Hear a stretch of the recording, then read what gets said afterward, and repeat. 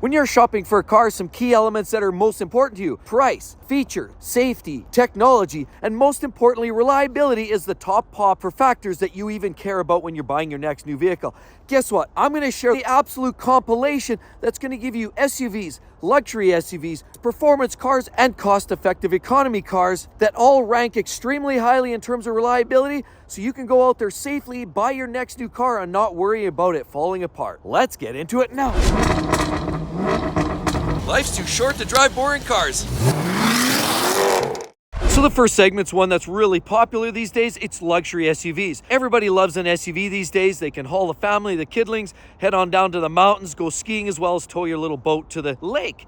But as well, they offer a lot of technology and performance, so you are able to actually have your cake and eat it too. Now, nobody wants to be stuck with a high dollar luxury SUV that's going to cost you $200 an hour shop rate, huge expensive repairs, high maintenance costs. So it's imperative that you have a great list of luxury SUVs that are very reliable. So the next vehicle on my list that I would actually recommend would be the X5, but only with the B58 engine, which is BMW's latest turbo 6-cylinder engine. Did you know it's also equipped in the new Toyota Supra? Yes, they're actually quite a bit more robust than the last generation 6-cylinder engines. But let's take a quick look. First of all, you have the latest LEDs by BMW. You've got the oversized grille, which opens and closes for more airflow. You get additional beefiness looking from the front end, and some great aluminum wheels. How about these little vents? And how about a rocker panel that has all this tip chrome on it?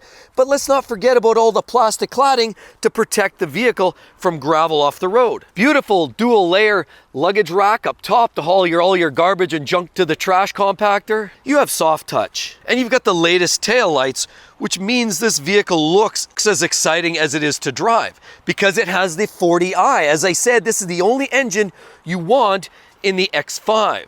It also has the 1 and 2 tips, but look, it's fake. There's a fake tailpipe in there. And this side looks very strong and menacing, almost pickup truck-like. Then we look in there and the interior is as good as it gets in the BMW world with the latest and greatest iDrive system.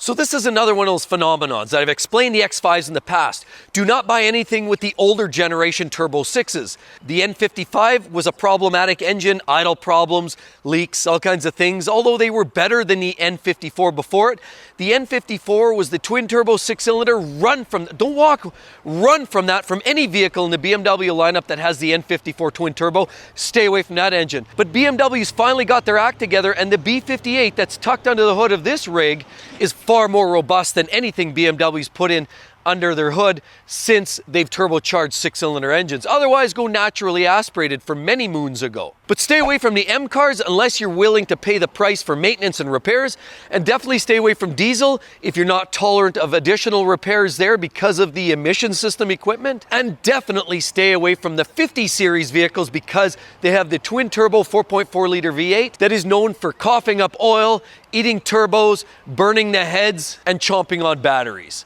So this is the X5 you want, and you're going to want to keep this for 5 to 10 years at least because the first few years is heavy depreciation. After that, it's all cherry on the cake. Now the fourth one on my list is almost laughable, and it's a Lexus RX, what we see here. Now why is it laughable? Well, because it's a Toyota-based product. It's built for the longevity. It's built to last the test of time. And what we have here is the RX 350. That means it's got the 3.5 liter V6, naturally aspirated. That's right, no turbos to cause any extra heat or undue wear. And it makes just over 300 horsepower. So it has more than enough get up and go to light your day. Now they're also quite attractive. I mean, they also have the great wheels on there. As you can see, this one's covered. It's brand new off the truck. It has these great little taillight finishes on both sides, even though it looks a little fake down the chute.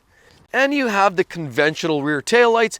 Very, very much looks like a lot of the Toyota products as it would. And you've got that little shelf. Definitely has a sporting look to it, and there's nothing offensive about the styling of an RX. And this is an RX 350. You can also get hybrid models, but the interior is literally one of the nicest. Again, they've come so far in this game that one could argue that they even outdo Mercedes and BMW in the quality department. They've got a sunroof on top, soft touch door handles, and how about those mirrors with the chrome little strip on there? And how about the front end? Also looks very aggressive because now you have the underbite, so it has a very aggressive looking chin on there. Little vents, brushed aluminum, all the way around, kind of gives a nice border to this big menacing grille, which some people like, some people not. And you have these very low profile headlights with the wonderful LED strip. So I wish I could tell you more about things that are problematic with these vehicles, but the truth of the matter is there's really nothing consistent. You even go to NHTSA website for recalls, there's not a lot going on there. And these vehicles just generally don't break. They wear out, sure, eventually with time, do your oil services, put brakes and tires on it, but they just don't wear out. And as a result, if you want something that looks good, goes good, likely outlast you and me, this is your vehicle, the Lexus RX. The next vehicle on my list is here, and it's guaranteed to impress, and it's the Lexus GX460. Why? Well, it's got the classic Lexus front grille. It has a 4.6 liter V8 that makes about 300 horsepower, and it has all the great add-ons here. This is, after all, Toyota's big brother, Lexus, and of course it has all the quality built inside to keep this thing running for years and years. Now you've got some pretty cool headlights on these. You've got some really aggressive front spoiler. I mean, look at that. It does look very powerful. You've got these wonderful alloy wheels by Lexus right there. You've got running boards for those short in-laws to be able to hop, skip, and jump, or those little leprechauns like to jump in the back seat. Awesome little mirrors. Look at the chrome accent and the lights on the sides. More chrome and more chrome on top to haul around the garbage and junk on the roof. And you look here, very versatile, very utilitarian, but maximizes the space because after all, the most efficient space is a square. It has Lexus conventional rear tail lights, and of course you can haul a pile of junk, you can haul a trailer or boat because you have a hitch. Lexus, and it's the GX460, meaning this is a body on frame design, and so it's as rugged as a pickup truck and as luxurious as anything you could possibly imagine from the German brands. It has crawl control, multi-terrain select, it also has underview here as well, and this vehicle is as capable off-road as it is on-road. This actually does look a little stylish. Look at the flare on the back moving along to the side. And the interior is, again, as luxurious as anything you would expect from a top-end luxury vehicle. So at the end of the day, this is the type of vehicle you would buy today and you could own it 20 years later because it will last the test of time. The Lexus GX460. So the next vehicle on my list is right here. It's another Porsche, and it's the Porsche Macan. And these vehicles are made in Leipzig, Germany, and as a result, a lot of the care and attention go into these vehicles. They're well made, they're well crafted, the materials are top shelf, but look at all the lines, they all match up very exceptionally well. Rims are very nice, high quality headlight components, spoilers, sunroof. And look at even the way this is nicely amalgamated here, and you've got the LEDs on the mirrors. Soft touch, but much more better blended in there. PDK transmission with one of the best and nicest interiors you'll find in this industry and segment. And the latest have these wonderful rear taillight assembly with the full light bar across the back. And you'll notice this one has quad tailpipes.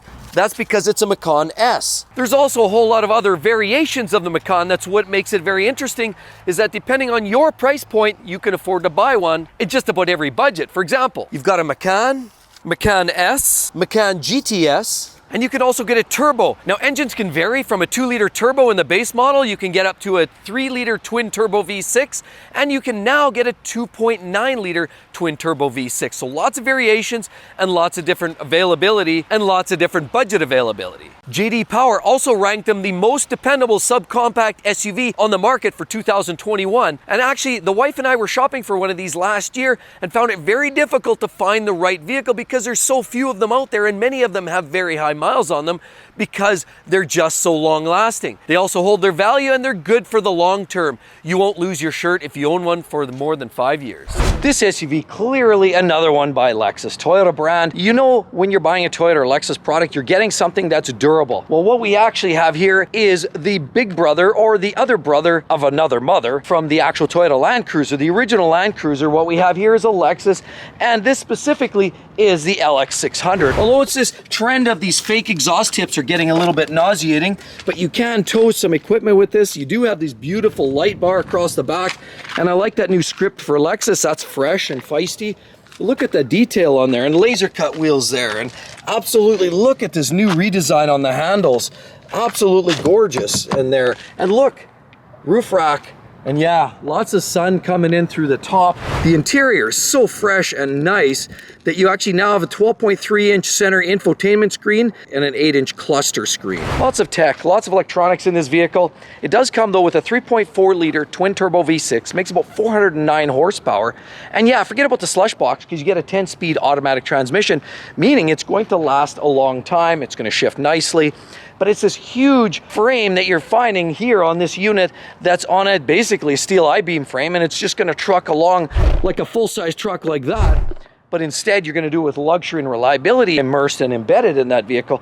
So it's going to tackle the rough roads. It's meant for off-roading. That's where the Land Cruiser comes from and where it was legendary from. So it's got great technology, great performance. The jury's out yet on these new turbo engines for Lexus, whether it's the 2.4 or whether it's the 3.4. We will see, time will tell. But this vehicle almost sure as fire make it over 300,000 miles. The next vehicle on my list is really hard to deny. I've got actually a couple of friends with vehicles like this, actually older generation ones, and they just won't give them up. They just keep going on and on and on. And what we have is the Acura MDX like we have here. Now this one is a hybrid, but of course you'll see hybrid. You've got the cool mirrors on here.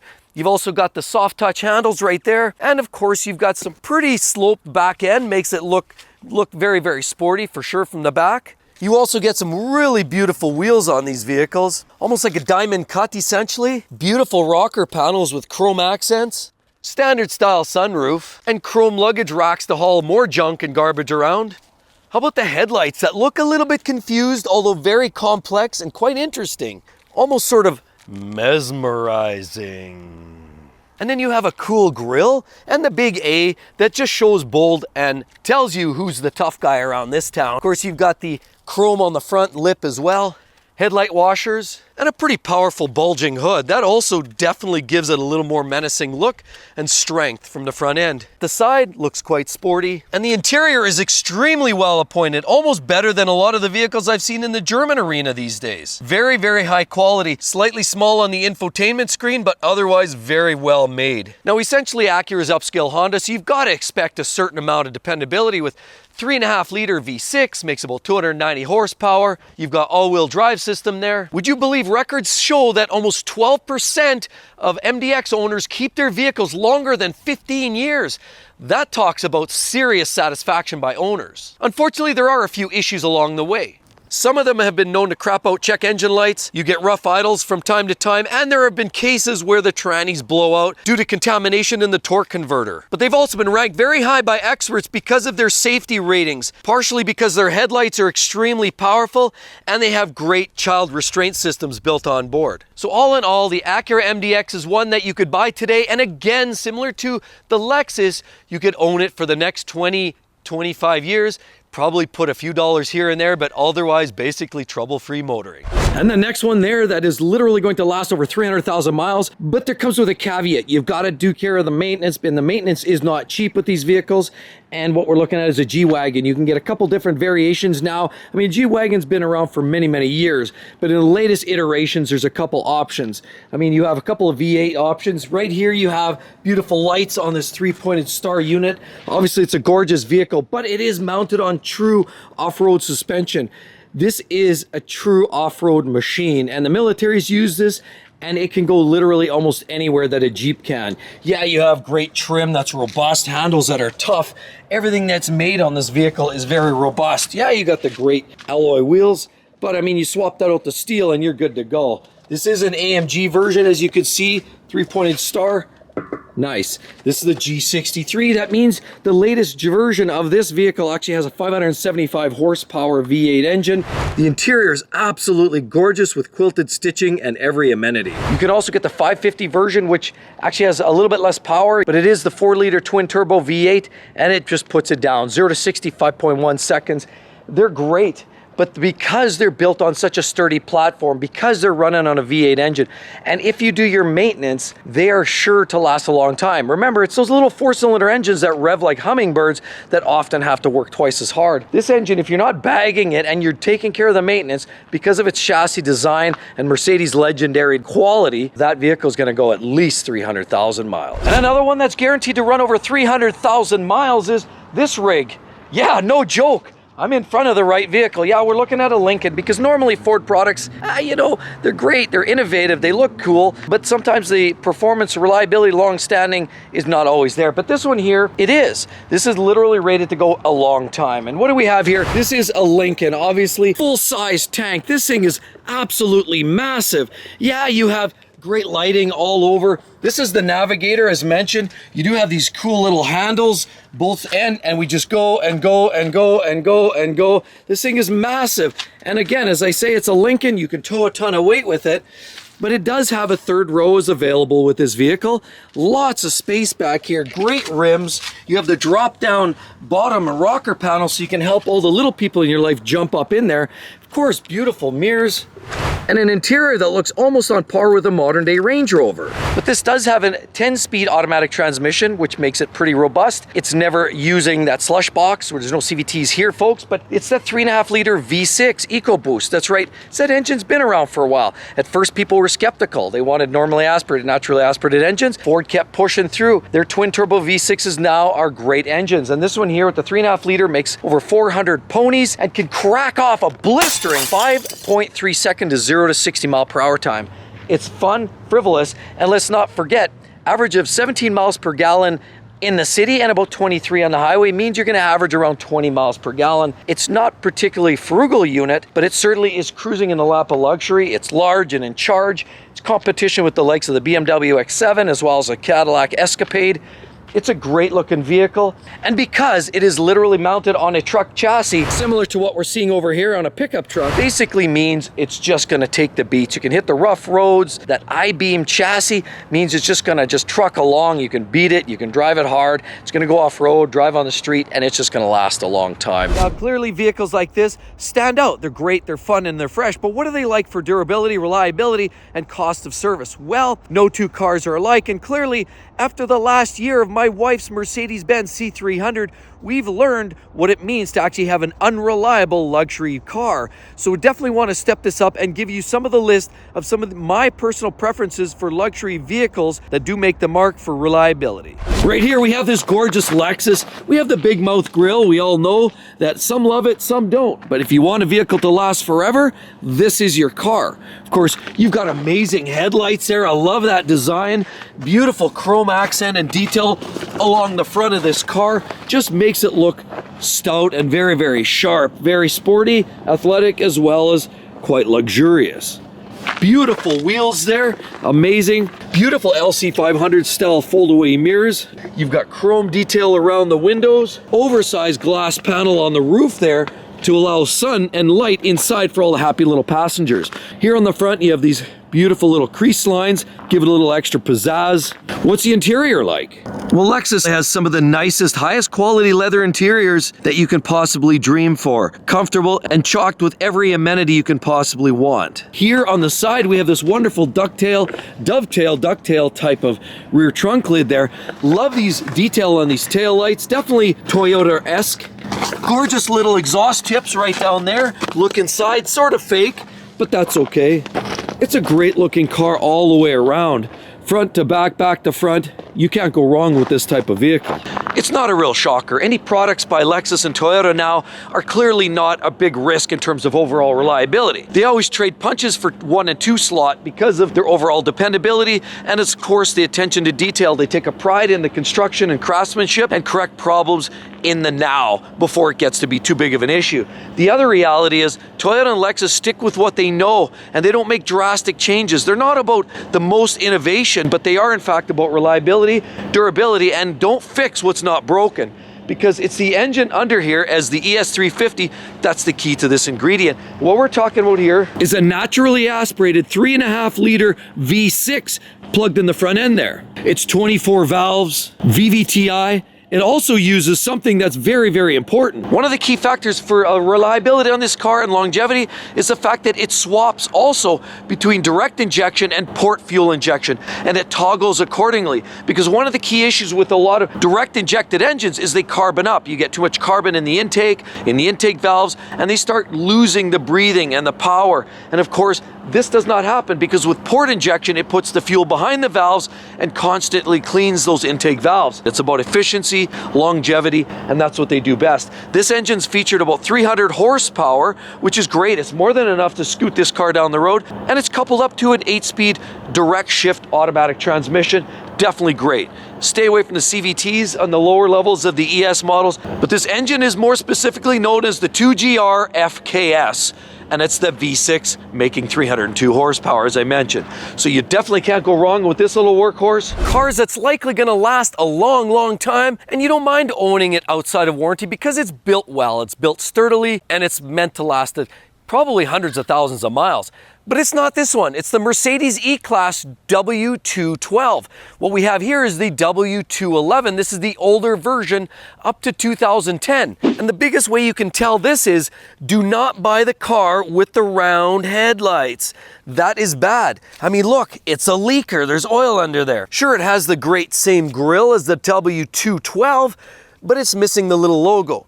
This is not the car you want. You want the next generation. What you want is the 2010 to 2016 called the W212. It actually has headlights a lot more like this. Now this is an S-Class, but this style of headlight gets fixated on the E-Class, and then you have essentially the W212. E-Class has always been that middle of the road car, you know, C-Class entry level, S-Class top of the line. E-Class has always sort of felt somewhere in the middle, usually a little higher scale. But unfortunately, Mercedes was going through some rough times, and the leaders of the charge up at Mercedes-Benz were looking to save a lot of money, so they cut a lot of corners. They made everything cheap. Things didn't last. They didn't hold up. They broke. They whittled away. Interior rattled apart. You had all kinds of leaks and shorts and engine problems and leaks. And you even had lots of rust. Now this one here is pretty clean, but a lot of them actually had rust. This W211 was the one to avoid. The W212 was a great, great car. It was actually a game changer for Mercedes because they finally realized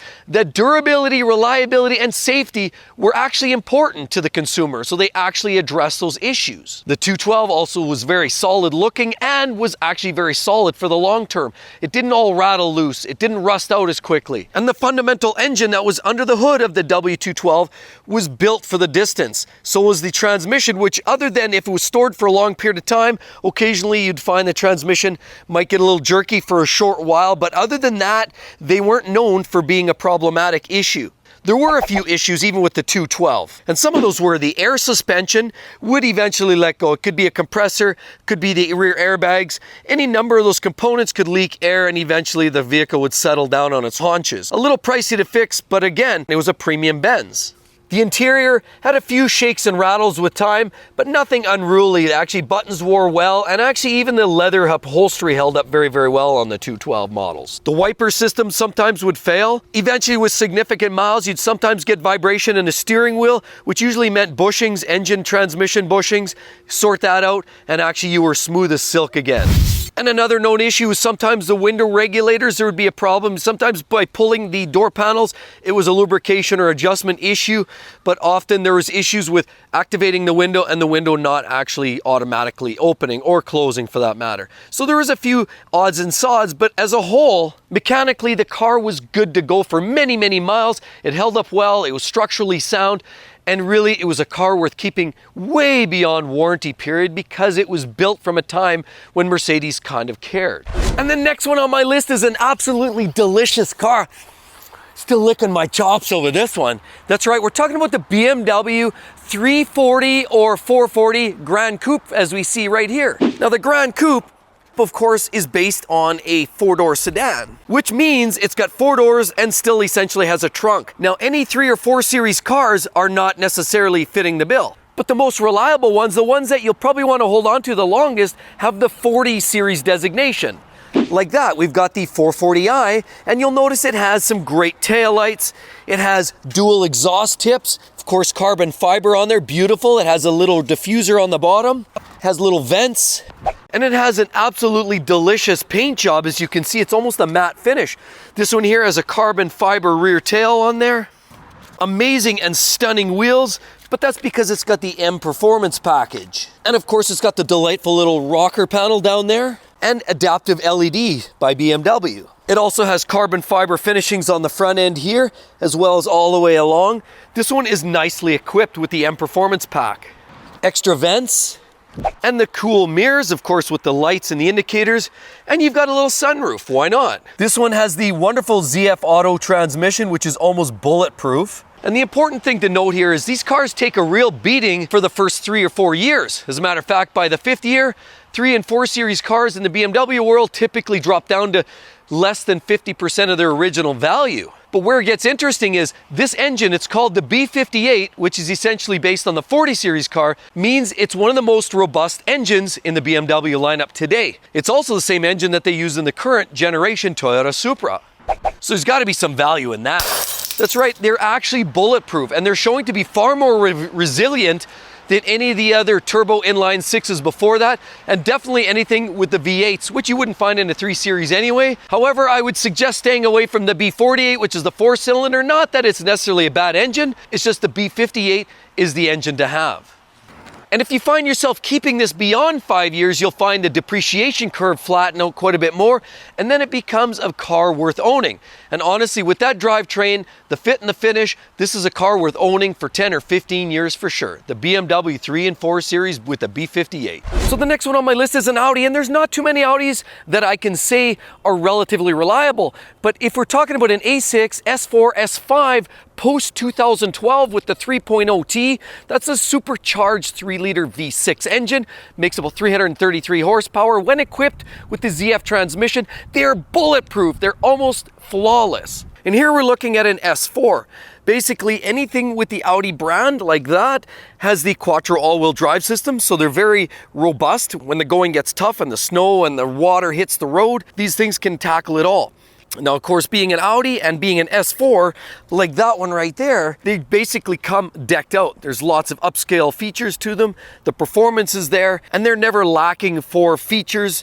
I mean, you've got sunroofs, you've got interesting dual-colored mirrors, upgraded alloys, but look, we have the S4 calipers. You've got side skirts that are more prominent than the standard A4 models. Classic Audi tail end, but you get more prominent exhaust tips and a more interesting rear splitter. Now, Audis take everything that Volkswagen knows and they just make it a lot better, nicer, and prettier. Now, the 4.2-liter V8 is also another pretty solid engine if you get certain generations. Obviously, not every single engine is flawless. When they put in the S4 of that earlier generation, they do have problems. But later on, the 4.2, when plugged into the R8 and several other models, were actually far more robust. And the issues were upgraded timing chain assembly and the hardware, because that was the problem with the V8. Outside of that and carbon fouling, really the V8 is also a pretty stout engine as well. And the next vehicle right here is number 5 on my list, and it's the Porsche 911. I've always had a soft spot for it. I've owned several myself because they truly bring it to the table, the performance attributes. And not only do they perform well, they've got the reputation for racing, but they've also got the quality, and that's where Porsche wins. These vehicles are built to last, and they're built to last for many, many years. But this one is a Porsche 991 Generation GT3. How do we know that? Right there, it says Porsche GT3. It has the center mounted dual exhaust tips, lots of great vents, accents on the rear splitter. You've got big wings. Of course, this is a 3.8-liter flat 6 engine parked outside. You've got the gearbox in front of it and then the cabin. So these cars have always been a little tail happy, but over the years, Porsche has finally engineered out most of the tail happy aptitude. These cars also have the wonderful center lock hubs. You can see one big spin and the whole wheel comes off. No sunroof. And you've got the red brake calipers. If you got the yellow, that usually means you have carbon ceramic, but this is the steel rotors. This one has the PDK transmission, and as you can see, Alcantara split with leather interior. Top quality materials. And look at the aggressive spoiler. The Porsche 911 always has that stance, which is to die for. I mean, look at that. It always looks very aggressive. But Porsche has upped the ranks this year by J.D. Powers and Associates to an average brand 86 out of 100 problems per 100 vehicles. That's right, well ahead of the 118 average that the industry sees with luxury cars. And the Porsche 911 does even better than the brand average. These come in with 57 problems per 100 vehicles. Porsche really does put all their heart, soul, R&D into making the 911 better on every single generation, not just from a performance standpoint or efficiency perspective, but also reliability. These cars, you can run across the country and back 10 times over and not worry about them breaking down. You sure can't really say that about about this brand. The Ferrari isn't the car that's going to run forever. These do take a lot of maintenance and don't hold a candle for reliability compared to a 911. Vehicle that you can own outside of warranty is, no, it's not a Kia.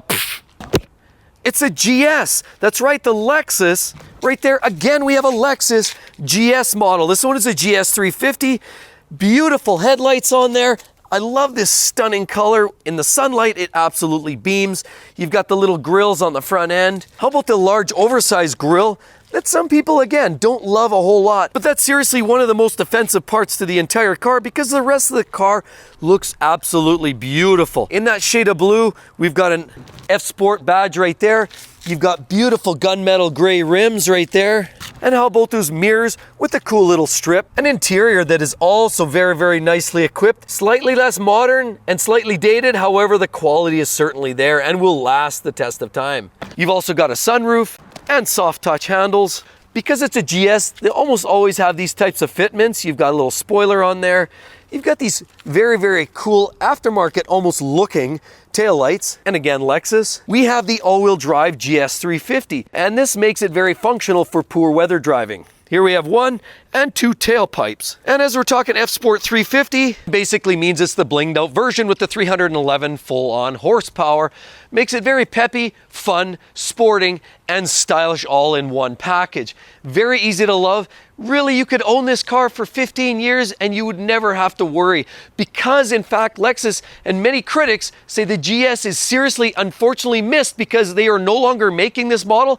And it is, in fact, the most reliable luxury vehicle in the Lexus brand. And the next one that will likely last a huge amount of miles is the Mercedes-Benz S-Class. And not this one, the W220 is one of the exceptions to the rule. I've also spoke about depreciation, and the S-Class, because it's a premium vehicle, will likely see massive depreciation. But in terms of getting into a car that's maybe 2 or 3 years old, you will find a car that is well built, well engineered, well styled, and will likely last many, many thousands of miles. This one isn't it. The W220, for example, has many problems. And it was the styling for one. The headlights were kind of interesting but different. The interior was slightly substandard in materials. The taillights, not sure they were ever well loved. Here we have an S55 AMG, so there's some value in this particular car just because it is an AMG version. But generally speaking, it wouldn't take long to buy into one of these things at $7,000, $8,000, $9,000 and then all of a sudden have to turn around and throw another $15,000, $20,000 in major repairs as they start to fail. Rust was a big one as well for these. Look down here, looks like this one was already pieced together. It's got all kinds of bubble and bondo going on there, so you know this one was scabbed together. Here, there's another little bit of rust weeping through there.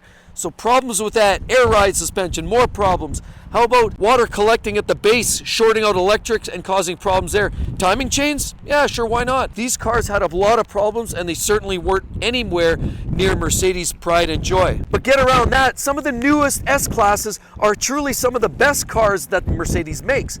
They step it up. The best quality, the best materials, and the best engineering goes behind it. So if you can get a current generation S-Class, maybe 2 or 3 years old, you'll likely have a car that's going to last hundreds of thousands of miles. What do we have next on our list is a Volvo. We have a V60. Similar to its older brother, the V70, these are exceptionally great driving vehicles, wagons, but they have all of the luxury amenities. Looking at the current V60, you'll see typical in any other luxury brand, you'll have alloy wheels, LED headlights, as well as a pretty interesting spoiler to give it that sort of aggressive look, and a pretty raked windshield just for an overall sportiness improvement.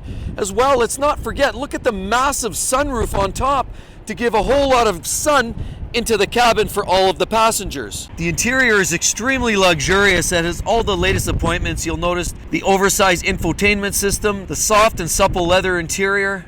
And you'll also notice it's got this small rear glass to give it that overall sporting profile. If you look at it from here, it doesn't have that big bulbous SUV look. It looks very, very sharp and aggressive for a wagon. You have these really cool taillights. That's pretty common now for a lot of the Volvo products. And looking at the bottom here, you've got dual exhaust system. And there's the V60 by Volvo. And this one happens to be the T6 all-wheel drive. And so this just happens to be a newer, later, greater version of the old V70. Remember the V70R all-wheel drive? That car had the 2.5-liter 5-cylinder engine, turbocharged, and it would whack 0 to 60 in under 6 seconds. It was quick, you could get it in a manual gearbox, and it was truly a whole lot of fun to drive. Who said driving station wagons wasn't cool? Volvo brought cool back to the wagon experience. And the beauty is, the V70 had a history of finding lots of cars available on the used car market, 150, 200,000 miles, and still running like a top. So it's proof right there that these cars can certainly run the distance. And the next car on my list that's guaranteed to go the long haul is this car. Oh, wait a minute. No, it's not that Chrysler. That thing's only good for about 80, 90,000 miles. Let's move over here. It's the Honda-based Acura product. We have a TLX right here. And if you look historically, the Acura TL has been a very popular choice. Then along the way, there's been a few slightly problematic areas with transmission. But generally as a whole, anything from Acura has been generally pretty stout. And the TL was no exception. It was a great vehicle, offered initially with a 5-cylinder, but came later primarily with a V6. You could also get a manual in some versions, and now they've finally replaced it with the TLX right here.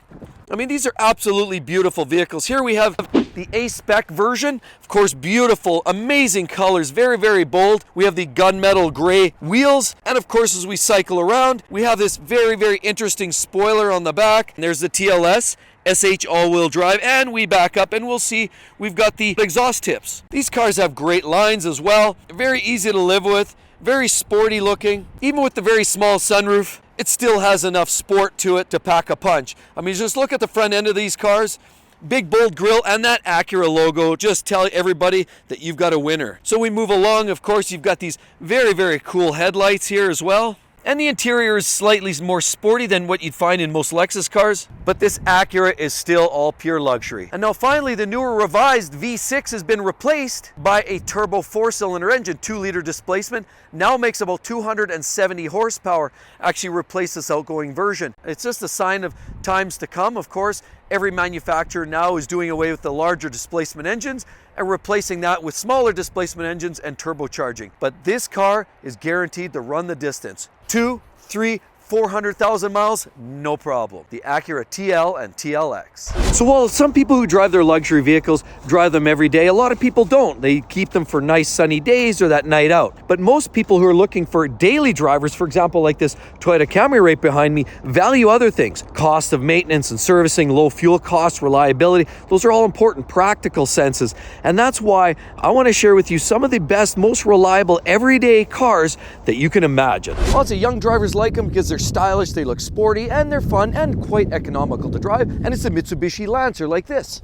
Right here, we have a Lancer. Now you can get 2 different engine configurations. If we're not talking about the Evo, which is the hot version, the base models, you get a 2-liter 4-cylinder engine, or you can get a 2.4-liter 4-cylinder engine. The one makes 148 horsepower, and the larger engine makes 168 horsepower. Now you can either get the CVT transmission, or you can get a manual stick shift in these cars, and they're a lot of fun. Great style Mitsu, cycle around. They've got great headlight design on there. Some pretty cool wheels. Little design. Some of this is aftermarket cheese. Great mirrors. Look at the little lights on there. And of course you get this pronounced rocker panel. How about a basic little handle design? And the interior isn't exactly dressed up, not quite luxury car standards, but it's efficient and it works. Here you also have a sunroof, and some of these cars, they come with a wing, which makes them additionally sporty, and that's why a lot of the younger drivers like these cars, particularly in the Lancer by Mitsubishi. How about these rear tail lights? Definitely looks aftermarket, but it's not. And these cars are actually relatively reliable. Sure, there's some nickel and dime issues. They don't sound like they're built like a tank. Yes, there's some rattles and clinks, but let's talk about a few of the minor issues. Rattles and squeaks throughout the chassis, front end ball joints. The clutch pedal sometimes makes noises. The sunroof sometimes squeaks or doesn't close entirely, and the handles have been known to come off. But generally speaking, nickel and dime issues. For the most part, the engine and the transmission are well made, and they're not overly stressed, so they last, and they last a long time. And when something breaks, it's cheap. So it's definitely a car I could recommend for a kid of mine or one of my parents. And the next little hot rod is this beauty behind us, and it's the Honda Civic. Great choice. Any generation is pretty much a winner. The only one that you want to avoid is that 1.5-liter turbo engine. There's problems with oil dilution. But other than that, most of them are great choices. But let's take a quick look here. Honda Civics have been around for a very, very long time, and it's easy to see why. They're easy to live with, they're fairly stylish, fairly attractive, and although many recent models come with CVT transmissions, you can also get a manual gearbox in many of these cars, which is a great win. Now, there's not much to go wrong with these cars, and when they do fail, it's a very, very cheap expense. For example, brakes. Do a full brake job around here, take it to the shop, might cost you $400 or $500 all in. Oil changes, cheap. Nothing really breaks too much on these cars, and when they do, they aren't very expensive. But let's take a look. This generation is distinguishable by the taillights. As you see on here, there's the Honda. And looking down the side, you've got some great contours to it as well. And spinning, you'll see this wonderful little mirror. Very simple, basic, but effective. You've got a very cab forward look to it because of the long windshield. It's very sloped and sleek. It looks very sporty and sharp from every single angle. Doesn't look too far disconnected even from a Lamborghini Gallardo if you look at it in the right light. This model here has aluminum wheels, and many of them do, but there are some base models that come with plastic hubcaps. Here you've got a sunroof and some great contours and accents and details. Basic handles, back and front. And looking around the front here, you'll see a very sleek headlights assortment in this Honda. Besides the oil dilution problems in recent models, what else goes wrong? Well, not too terribly much other than the soy wiring that are known to have been eaten by rodents. Power switch for the windows. The release for the hood, brakes sometimes at the handle, and the position sensor on the seat for the airbag on the passenger side sometimes has been known to be a little problematic. Other than a few of the nickel and dime issues, this car is extremely frugal, easy to live with, and ultra dependable. All you have to do is do your timing belt once every X so often, and you're good to go. What's packaged in this car behind me, and that's the Honda Accord. Now, it's not every engine in the Accord, but the one specifically, which is the 2-liter turbo engine called the K20 C4. These 4-cylinder engines are direct injected, and when mated to a 10-speed automatic, they are truly an exciting drivetrain. 252 horsepower and about 273 pound-feet of torque make for a lively experience and for an engine that will likely outlast you and I. But let's take a quick look so you're not bored of this car. Here's a Honda Accord, but this one here is the Touring, and this has the 2-liter 4-cylinder turbo engine, and it's mated to the automatic 10-speed. You don't want the CVT, you don't want the 1.5, because those are problematic and you have the oil dilution issues. However, this is the car you want. I mean, Honda now, they've got these great cool little headlights, pretty interesting front bold grille design, and it happens to be pretty much black chrome, which is very, very interesting. You've now got some contours on the hood. It's no longer your blase vanilla yogurt car. These actually have some style. Look at the fastback design at the back. And you've got these great wheels here too. How about that cool rocker that sculpts inwards and then twists and flares at the back? Chrome accents, sunroof, soft touch, little spoiler along the back to show it's a little bit on the sportier edge, as suggested there by the name, and it's sport. How about those great little exhaust ends right there on both sides? And a pretty little chrome Honda accent there with a backup camera tucked away. Very luxurious for what was considered a home everyday car for the family. I'll be honest, Honda's come a long ways with the Accord. It used to be the garden variety car, but it's now actually got some sporting intentions.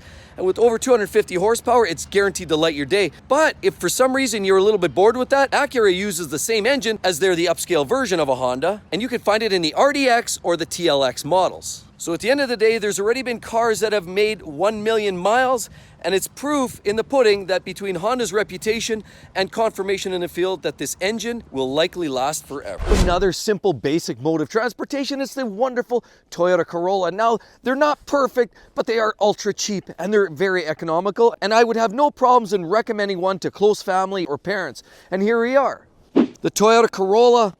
This one's the LE version. As you can see, Corolla, you've got some simple little taillights by Toyota. Great little vents on the bottom and extra little spoiler on the rear. Adds a little touch of style to this vehicle. Wonderful handles, a little nicer than the Mitsu, back and front. No sunroof on this model, but the interior looks a little bit stepped up from the Mitsubishi Lancer for sure. Although not ultra exciting, it is still built to last the test of time. Basic little mirror. We only have hubcaps there. There's no aluminum wheels, very basic. Front end, look, great little headlight assembly. Absolutely does look sharp from the front end with the big grille, the big mouth grille that you're seeing on Lexus and Toyota products across the line. Here we are in this wonderful Toyota. And the engine underneath there is a 138 horsepower, 1.8 liter, 4-banger, strapped to a CVT transmission. which everybody knows CVTs, continuously variable transmissions, aren't the most exciting experience. However, for a car of low power like this, and for somebody who just wants something basic and simple, it definitely does the trick. So what can possibly go wrong with a simple vehicle like this? Not much. EVAP systems are common issues that spit out check engine lights with these. Mass airflow sensors have been an issue. Random not starting issues do occur from time to time. But generally, there's not a whole lot to go wrong on these vehicles. They're simple, robust, and you can easily get 300,000-400,000 miles if you just keep doing your oil changes, change the brakes, change the tires, and this car gets an amazing fuel economy as well. The Toyota Corolla, that's an easy one to recommend for anybody that you care about. Now, the next one on my list is about as exciting as the snow that it's parked next to. Unfortunately, it's the Toyota Camry, but because it is so reliable, it's one that you just can't help deny. It's truly one of the go-to cars.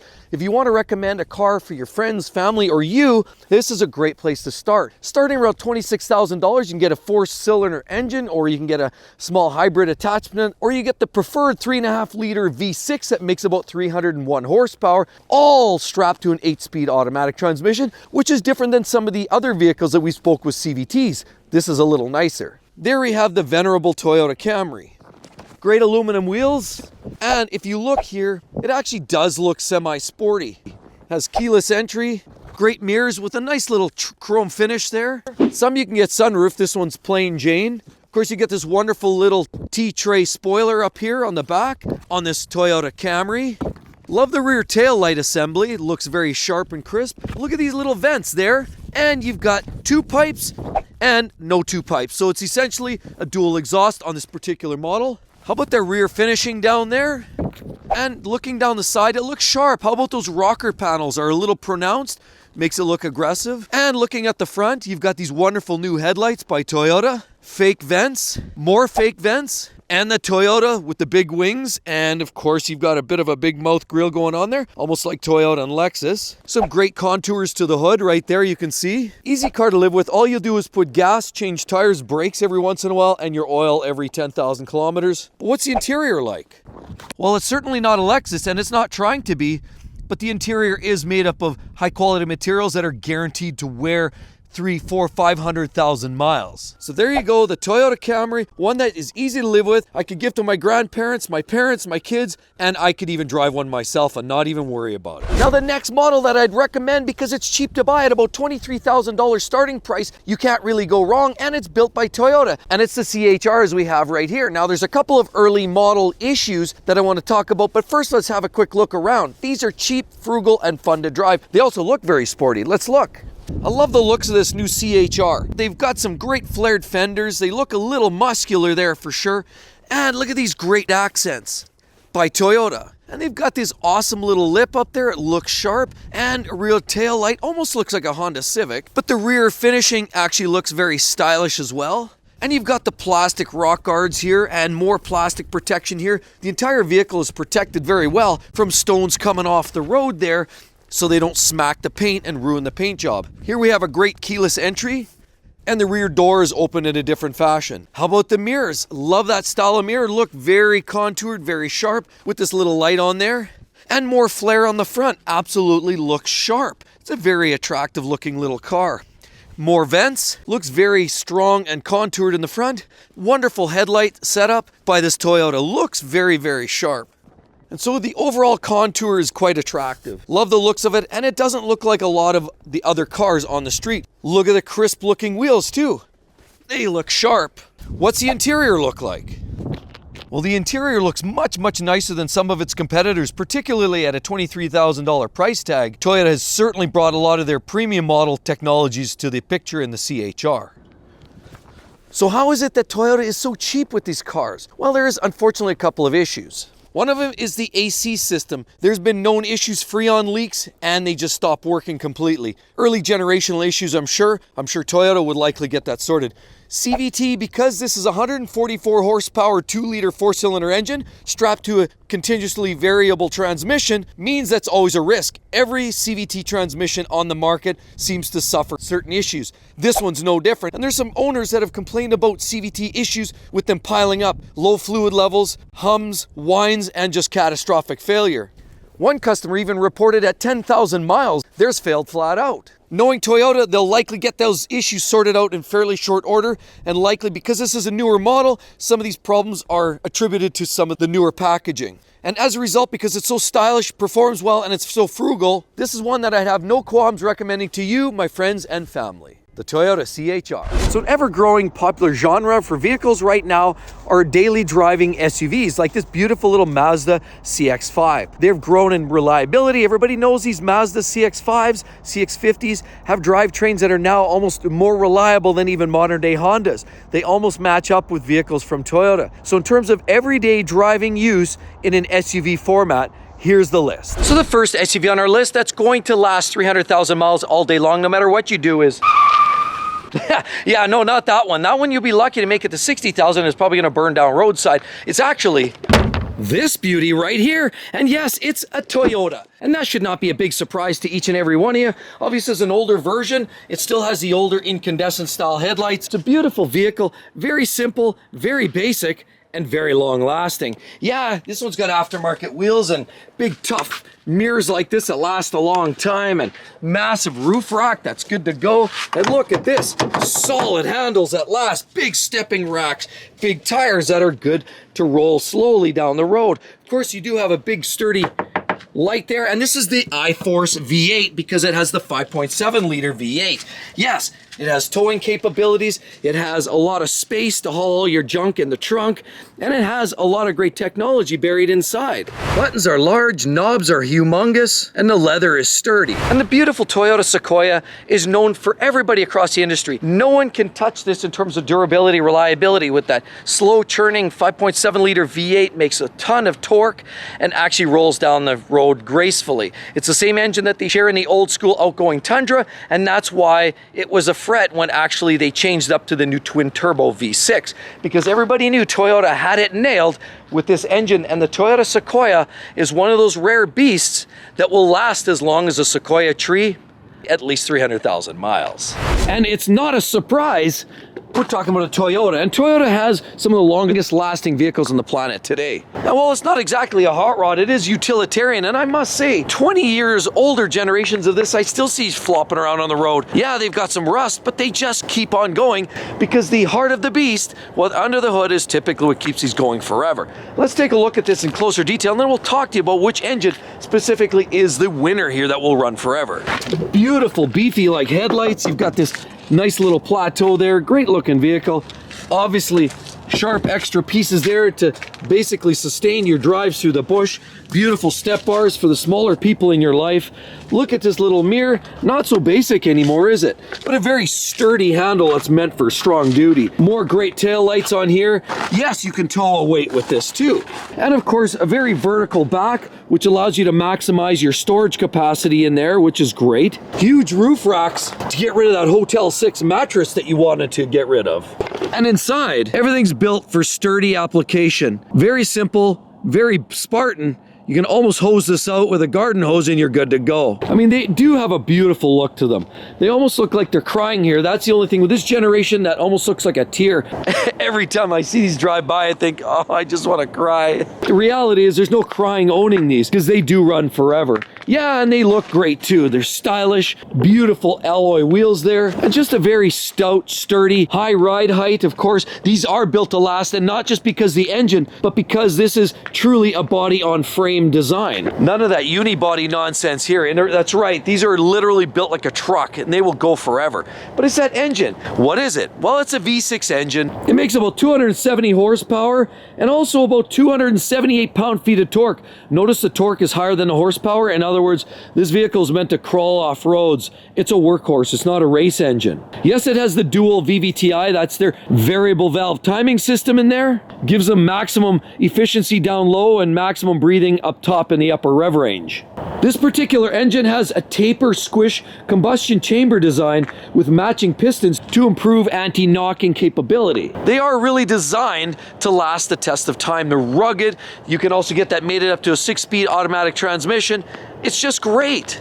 So what is this engine in fact called? Well, this 4-liter engine is called the 1GR FE V6. It's from the massive family of Toyota engines of similar capacity and similar design that are known for overall reliability, durability. Again, you can be rest assured, Toyota products are built for longevity, and this one certainly does not disappoint. With the higher torque output, lower horsepower means it's under stressed, under strained. It's naturally aspirated, so it's not working very hard, and there's not excess heat under the hood. Do your simple maintenance, take care of this vehicle. It will literally last 300, 400, 500,000 miles at the drop of a hat. We have this beautiful little SUV here dressed in silver. What are we looking at here? Well, this is a small SUV mounted on a unibody infrastructure, and it's got a great drivetrain. There's a lot of great amenities going on here, and let's get into that. First of all, it's a Honda, of course, and all of their infinite wisdom, they know how to build a car and they know how to do it reliably. Of course, the only downside is this has a CVT transmission. That's the continuously variable transmission, which is a love-hate, certainly more hate, but Honda builds better than most. And these are just as reliable as any other manufacturer or better. Beautiful headlights like that, stunning looking wheels. Of course, you've got this plastic here to protect from the rocks, and beautiful rocker panel guards down there, and a little step guard right there for smaller people that need the extra boost to jump on in. And of course, small little handles, simple, but they last forever. There's your little one touch. Beautiful little sunroof on top. And what we're looking at here is a CRX EXL. Swim down here, and of course, we have this nice little indents. It's a beautiful design in all aspects, attractive from every angle. Beautiful little leather interior, nice wood grain trim, lots of other amenities, well-wearing plastic, and a high-quality interior that's literally gonna last forever. And of course, they have this very unique vertical light assembly. Almost looks a little bit like a Volvo, but without spending the Volvo dollars. This one's all-wheel drive as an option. And of course, we have lots of other chrome detail, which makes it look sharp. And of course, you also have a nice little running gear. This one you will notice is a turbo, and that's what we need to talk about. The 1.5 liter turbo is an engine that had a little bit of oil and fuel dilution issues. Now, some of those problems have been worked out, so it's not as fearful as it once originally was. Now, the only real negative is the CVT, and of course, the infotainment system's a little floppy, but otherwise, the car has enough pep and get up and go, and the brakes are more than adequate to bring this car down from significant speed. And the beauty is these little CRVs range anywhere from a meager $24,000 up to $34,000, all in, fully equipped, all-wheel drive, and all of the amenities. Affordable, frugal, sporty, fun to drive, as well as economical. And it definitely won't break the bank. This vehicle will run at least 300,000 miles. Do your brakes, do your tires, and your oil service, and it will outlast you and I. Another SUV guaranteed to pretty much last at least 300,000 miles is that... No, not quite. Actually, I messed up. Here it is again. I must be losing it, but what we have here is clearly a Honda. Obviously the reliability king next to Toyota and Lexus. These guys have been knowing how to build a car for quite some time, and yeah, you got some great details there. And of course, we do know that this is a full-size SUV. It does have third-row seating. It does have primarily front-wheel drive with all-wheel drive optional. It does also have something that allows this thing to go on and on and on, and that's a 3.5-liter V6 under the hood. Makes about 285 horsepower. Strap that to a 10-speed automatic transmission. No CVT here, folks. This one here likely is going to last for a long, long time because of its general nature and use and that durability. Of course, naturally aspirated engines just mean that it's going to run a long time. Yeah, you have some great wheels, and styling details are pretty interesting, somewhat bland. I mean, this is a long family type SUV. It's not meant for performance. It's certainly not meant as much for styling. We do have some great taillights on this all-wheel drive version, as mentioned, and again, the Pilot specifically. Yeah, you have the great overhang, but it's not as aggressive. As you can tell, this vehicle is pretty much more of a long tube to maximize the space. And obviously you have some nice chrome detail along there, and the interior is going to wear very, very well as well. They also come with Honda sensing things, for example, like backup detection, adaptive cruise control, pedestrian warning. All those features are dialed into this vehicle.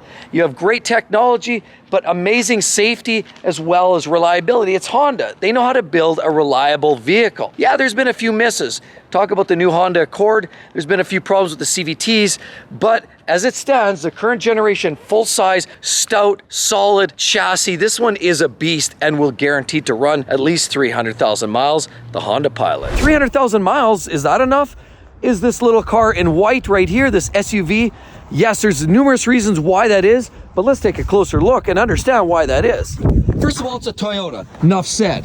Most Toyotas are good for 200, 300, 400,000 miles on a bad day. Just do your oil services and you're good to go. That's part of the reason. Of course, they have beautiful headlights right there and all kinds of vents and spoilers on the front. You'll notice it's plastic, so it'll take a beating when you hit the curbs. Of course, little lights right there.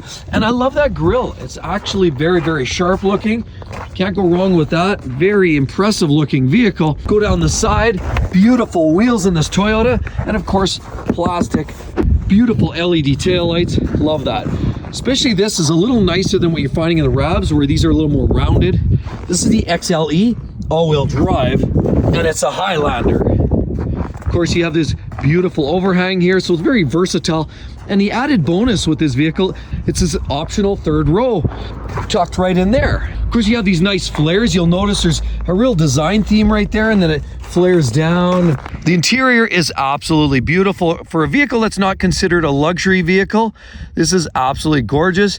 Deep bolstered seats, nicely trimmed in leather, and all kinds of luxury amenities that just look like it belongs in an upscale vehicle. The beauty is you also have a sunroof on top to allow a little bit of light in, at least for the front passengers, so they've got some light in there. But what's under the hood is also what makes this vehicle reliable. Well, what we're talking about is a 3.5 liter V6, makes about 295 horsepower.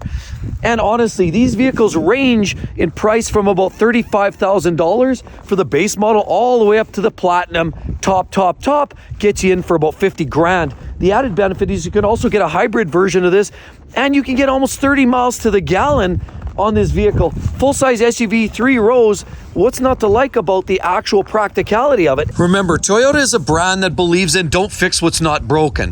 That 3.5 liter V6 has been around for quite some time, and it's naturally aspirated. A Toyota Highlander is a great vehicle in so many ways.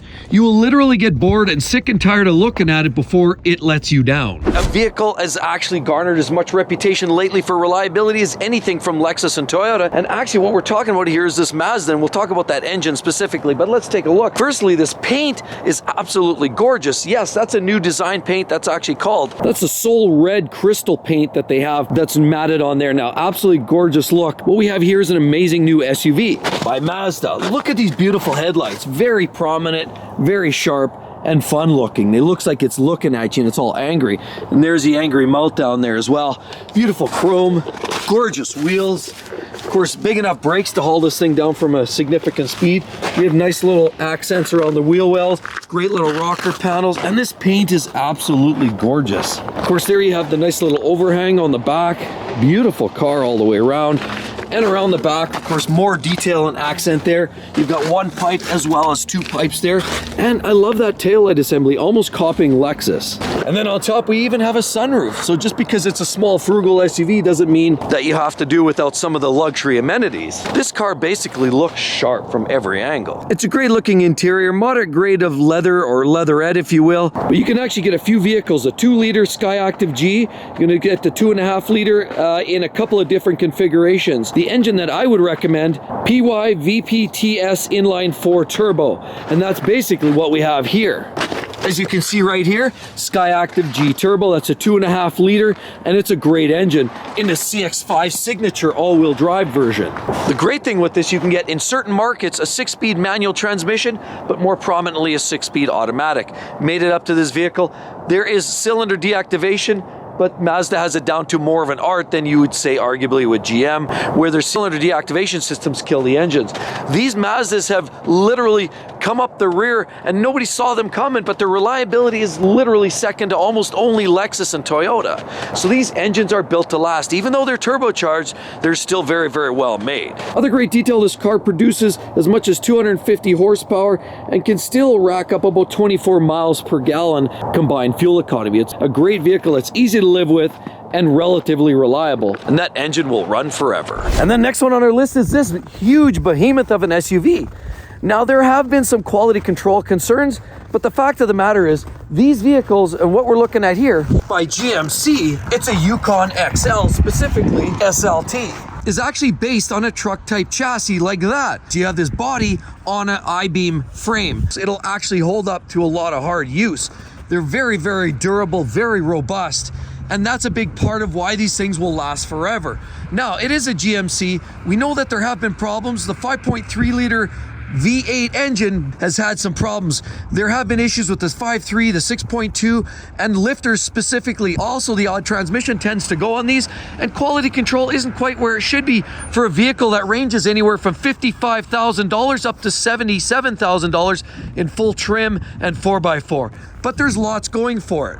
Beautiful interior, slightly plasticky, feels a little bit like a Glad garbage bag, and Tupperware got together and had a love child, but it works. It's tough and it's relatively durable. You do have those overhead racks to haul that project to the dumpster, and of course you have this nice single touch access in, and of course same story for the back. And this is being the SLT, it's a loaded up version, and again, XL means that you've got extra space back here. You set up a small gymnasium, maybe a racquetball court, soccer field, whatever. There's lots of room back there. They're great. Oversized wheels on there. Somebody called 1995, they want the rims back. But they make about 355 horsepower with the 5.3, so they have adequate power. They've got strong, rugged chassis design, and while fit and finish isn't the best, I mean, look at the loose gap here and then the tight gap here. Clearly either been in a collision or it's just not put together all that well. So yeah, it makes about 20 miles to gallon on the highway. It does okay for such a cavernous unit, but it is great because it can haul your boat, it can haul your trailer, it can haul anything you want, including the family, friends, and a small country behind this thing. It's great. It will last a long time just because of the overall truck chassis. And so another very up-and-comer popular SUV style are vehicles like this. And yes, it's actually the crossovers. So they take SUVs and they create a little bit of a more dynamic, sporty look. Let's get into some of the more reliable crossovers available on the market since every manufacturer makes them. The next one's a VAG Special right here, or I mean VAG, so that's a Volkswagen Audi group. Right here, yes, this is a great looking little vehicle, and actually it's got a pretty solid dependability rating. As a matter of fact, Consumers Report says it's average, and that's ranking it across the board with every mid-size or smaller subcompact SUV. So it's doing quite well considering it's a luxury vehicle and often they aren't as reliable. And what we have here is this beautiful little unit wrapped in blue. Well, it's not actually a wrap, factory color. It does have the Audi projector lamps there and the big mouth grille. And it's quattro, so it gives you the infamous all-wheel drive system right there. Of course, you do have some beautiful details there and laser cut type rims. And naturally, you see this nice detail on the rocker panels here, circle around, and I love that line here. Look at that special little detail that goes right there. Very cool. You've got that brushed chrome look there, and beautiful LED taillights. Again, quattro, lots of sensors everywhere, and it's the Q3. Beautiful. Of course, you do have that stout little back end. It is a stout, sporty little SUV or crossover. Sits up quite high, so it's going to give you a bit of a rougher ride. And the interior is probably one of the best in this whole class of subcompact SUVs. Lots of glass on top and this beautiful little roof rack.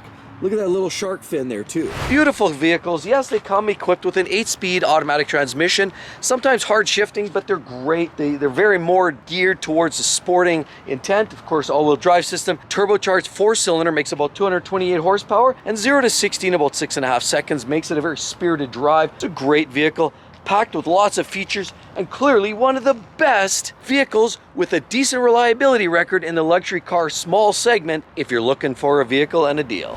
And there's the next one that's actually quite reliable, and one of those picks that I would throw out there for a lot of people looking for one of the best sporting, luxurious, and reliability perspectives in the compact or subcompact SUV segment. This is it. This is one of the greater ones just because it handles like it's on rails. It drives like a sports car, but clearly you have a little more practicality with the SUV configuration. But let's look at it.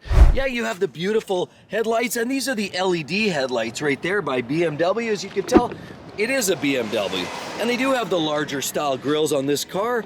And obviously, as we circle around, you have nice little details there, and a great profile in the front. It looks very bullnose and strong like a fist. Look at that. Boom, boom. Beautiful wheels, obviously laser cut style. Nice little rocker, color rocker painted here. And of course, we have easy access in there, one touch to get in. Beautiful roof racks to haul your dumpster projects. And of course, you have lots of glass on top to give you lots of illumination inside there. So there's lots of bright white, and it's just a great vehicle all the way around. You have LED tail lights here. And look, 1, 2 beautiful tailpipes. As you can see, they're legitimate. They're real deal. A lot of vehicles now forego a lot of that just for that cheap facade. But as mentioned, this is the BMW X1, and this one's the xDrive 28i. What's the interior like? Well, BMW does what BMW does. The materials are always high quality, well wearing. The iDrive system's one of the best, as they're the pioneer in the business, and everything just works as it should. The ergonomics are great, and it's a comfortable vehicle. Now we have to mention, this has the 2-liter turbo 4-cylinder engine, pops out about 228 horsepower, makes it peppy, 0 to 60 in about 6.5 seconds. And as I said, it handles well, it brakes well. I actually had an X2, which is its sport compact, or the smaller shrunken version of the same chassis and engine configuration. I had it for a summer on loan last year, and I absolutely loved it. It drives well, it's great, it's attractive, and it's just fun. So these are highly suggested to get if you're looking for an affordable subcompact styles SUV. Now this one here starts around $36,000 US, but they are just a lot of fun in a lot of simple ways. Not a lot to go wrong, as it's somewhere down on lowering on the pecking order for BMW means that there's just less to fail. You don't have air ride suspension like in the X5s or X6 vehicles. The X7s take everything to a new level. But if you want the practicality of an SUV, but you don't want all the failure modes, this is it. This engine 2 in the late model with the B48 is absolutely bulletproof, as opposed to some of their older generational engines. Some of their older engines like the N20 or N47s, they had problem areas galore. This latest engine in the 4-cylinder format or its upscale 6-cylinder format as you step into the X3 is also a little gem. So the BMW X1, definitely for the win. Just can't deny the way these vehicles look. What is this exactly? Here, take a look. Well, look, you have these beautiful bubbly looking headlights, quite different, and it's an Acura. Of course, they do have these great grills, and of course, look, a nice detail there. More detail with the little fog lamps, more sharp sporting detail. This vehicle looks like a sports car. Look, go down the side, beautiful gunmetal gray style painted rims, beautiful by Acura. This one's an A-spec, and look, fold away mirrors, but little LED strip on there. Love those handles, one-touch access, and look at down here. Look at the way it indents. Absolutely very gorgeous looking vehicle. And on top you have a large glass sunroof on top to illuminate all of the interior for all the happy little people that are riding around in this unit. Of course, circle around, and what we're looking at here, LEDs. Beautiful. RDX, that's right. Shh. It's an all-wheel drive. And look, beautiful tips. Not many vehicles these days use a real tip. Look at that.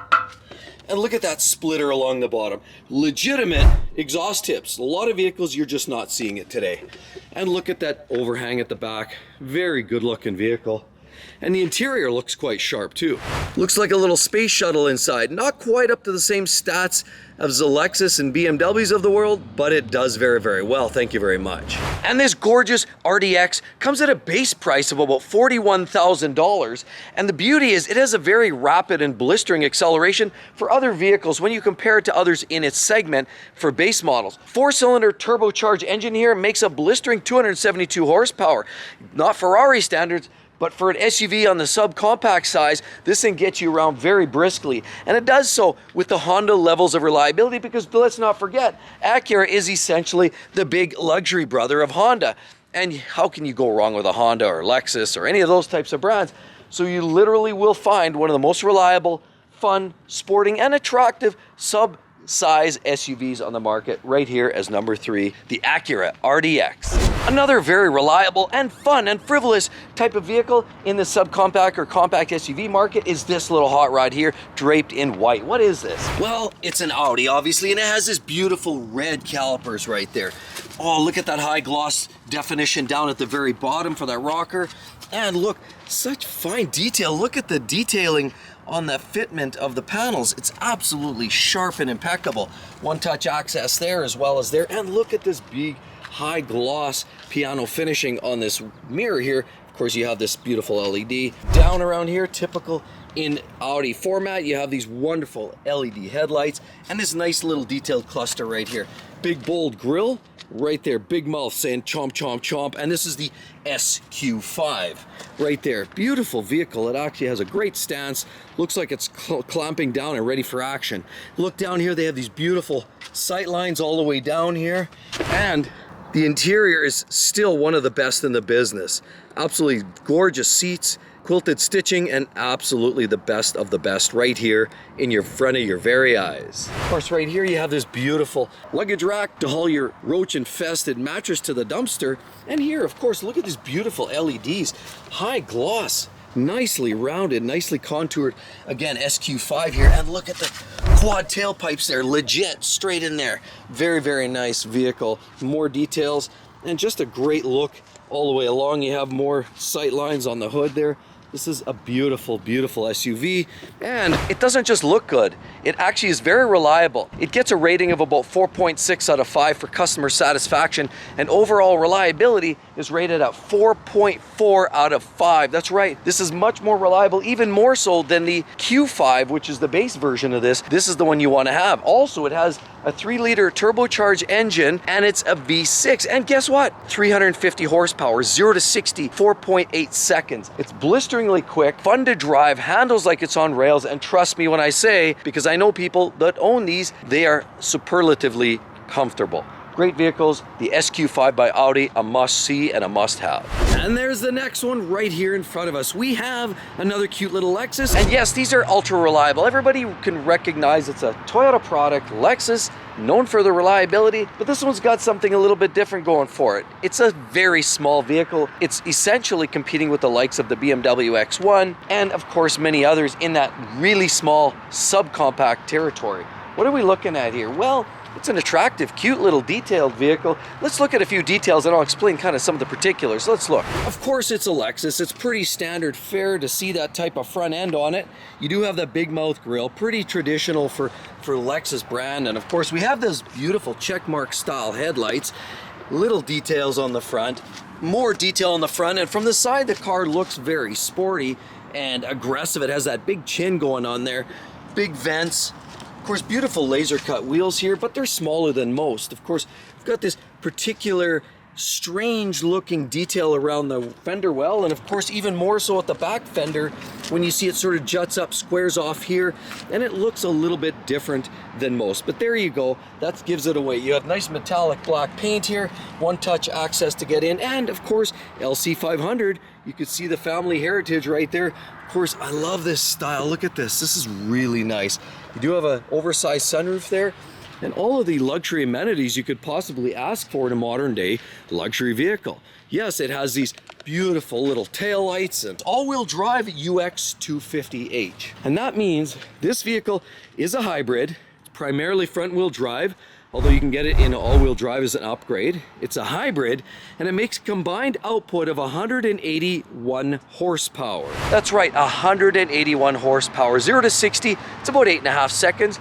And the transmission is actually a CVT, which is probably one of the least sporty of the bunch I'm sharing with you. Clearly, Lexus leans more to the reliability versus the practical and performance side of it. But it's a beautiful vehicle, and starting around $35,000, $36,000 US, it represents a good bang for buck. And it's clearly not the biggest vehicle. It's not meant for large, sprawling families, but it's great for city dwellers, young professionals, or maybe people, smaller families just looking to get around and zip around. It's a great vehicle, beautiful interior, as I'll show you right now. Quite sharp looking, still made of nice materials, but quite dressed down from some of the other models. So the Lexus UX 250h, clearly one you need to consider if you're looking for a smaller, affordable, and reliable small compact SUV. We're gonna go with safe, that everybody realizes this particular car brand or manufacturer is safe and known for reliability right here. What do we have here? Well, we're looking at a Lexus. Clearly, you know, the big Lexus brand, they have the big grille all over the place. They got the latest and greatest, all kinds of little detail along the front like that. Beautiful wheels, laser cut all the way around. And look, LC500 mirrors, one-touch accent restyled. And look, glass on the roof. Yes, and you got those luggage racks. Beautiful. Beautiful updated style of rear LED taillights, and look at the new logo for Lexus. This one is an NX 450h, that's right, it's a hybrid. And it's got some great detail along the bottom edge there, and it's a great looking vehicle all the way around. What about the inside? Lexus is really stepping up the program with the infotainment systems, the luxury seating, and all the other soft touch surfaces. It's absolutely gorgeous. and economical. Over here we have an NX350 all-wheel drive, which is standard on the 350. You can also get a 250, and they all have different engines. So the base model is an NX250, which essentially is Toyota's base Camry engine. It has that wonderful 2.5-liter engine, naturally aspirated, makes 203 horsepower, ultra reliable workhorse. Literally almost nothing can go wrong with it. Then as you step up into the 350, like we look right here, it's the 350 version. It's actually a turbocharged 2.4 liter, and it comes with the all-wheel drive system. Also very reliable in recent years. Lexus has really stepped up their game, and a lot of people say turbocharging's not reliable. Kind of depends who's building it, right? Levels of boost and the design go into a big part of how reliable a turbo engine can be, and the latest turbo engines from Lexus are certainly quite stout. They also feature an 8-speed automatic transmission, so they're easy and quiet, nice to live with. So Lexus NX of any variation, whether you want the base engine, turbo engine, hybrid versions, there's lots of options, and they're all very, very reliable. And here's another smaller SUV that you definitely have to give a look. If you're gonna spend the money in the luxury car segment, you definitely wanna give these a closer look. What we have here is a Porsche, obviously. What is it? Well, this one's a Macan, and this features a turbo 4-cylinder engine. Here we have a Macan S. It's a turbo 2.9 liter V6, both of them with 7-speed double clutch transmissions. Makes them actually some of the best driving experiences in these smaller SUV segments. These drive almost as good as a 911, minus slightly lighter steering and slightly higher elevation. Driver's perspective is great. These vehicles are amazing. As you'll see, this vehicle, you have these big, beautiful tips here. Of course, it's a little simpler layout than you're looking at here with the S, where you have a set of quad tips over there. It's a beautiful vehicle, no matter which configuration. You do have a bigger set of wheels here, laser cut, nice little handles. Of course, there are lots of glass on the roof, and the interior makes you feel like you're in a jet fighter. Of course, more access there, and look at the big fold-away mirrors. Right there, big, bold. I love these headlights. Kind of looks like the Porsche Boxster right there, very similar, but it's clearly part of the family of Porsche right there. You have the big, bold front grille here, and of course, as we cycle over to more of the base model, you can see it's a slightly simpler. You have closed-off vents here. But on the S, you have big cooling ducts right here for that big power plant. 375 horsepower there, and quite a bit less here. But either way, you can get lots of different forms from the base model to an S, GTS, as well as a middle model T. And then you just scale all your features down from there. Now you can get into these for $50,000 and change to get into the base model, and it just scales up. Almost the sky's the limit. But clearly, with some of the best performances available, these are a must look. Now, you must realize these also aren't phenomenally reliable. It's not quite in Lexus territory or Acura, but it's clearly closer to the BMW level, and this is considered average by most ratings. So it's an average level of reliability. You shouldn't expect too many issues with these. When they break, they're costly. So it's a Porsche, you will expect that, but they're not an extraordinarily unreliable vehicle. As a matter of fact, they are quite durable and quite reliable and well known for their build quality. So you won't go too bad with one of these. A Porsche Macan, definitely for a win as well. The next class is a very popular one. Not everybody wants to spend $80,000, $90,000, $100,000 like in that Ford pickup truck. Some people don't even want to spend the high dollars on these modern day SUVs. Even the non-luxury versions get to be a little bit pricey. Some people are just looking for economy at its finest. For example, vehicles that are often under $25,000 represents great value. They don't have to be locked into a $1,000 a month car payment. They can actually just put a small amount down and drive away in lap of luxury and basically get to work and school and all around without spending an arm and 3 legs. So that's why I'm going to share the most reliable sub $25,000 economy type cars. First one on my list is this great looking little hot rod right behind me. Obviously it's a sporty, popular little vehicle in the niche market. Of course, for vehicles that you can find actually under 25 grand, we are looking at a Honda, and of course they have these great detail. Look at that shiny, glossy look. They also have these beautiful wheels that are pretty much laser cut, great little tuckaway mirrors, and that gorgeous paint is absolutely pearlescent by nature.